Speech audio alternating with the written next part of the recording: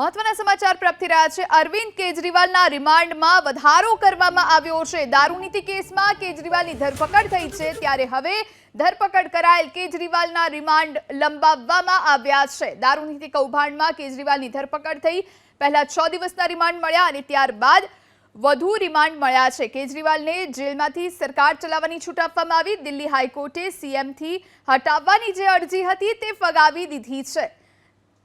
બંધારણમાં ક્યાં લખ્યું છે કે ધરપકડ થાય તો પદ છોડવું પડે? આ સ્પષ્ટપણે વાત દિલ્હી હાઈકોર્ટ દ્વારા કહેવામાં આવી છે। કેજરીવાલની પત્ની સુનીતાનો ફોન જપ્ત કરી લેવામાં આવ્યો છે।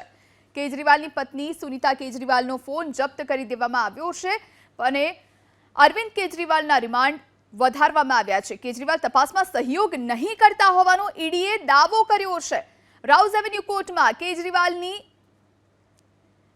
દલીલ રાઉઝ એવન્યુ કોર્ટમાં કેજરીવાલે દલીલ કરી। ઈડીએ 25,000 પાનાની તપાસ કરી, પણ મારું ક્યાંય નામ નથી, આ વાત અરવિંદ કેજરીવાલે જણાવી છે।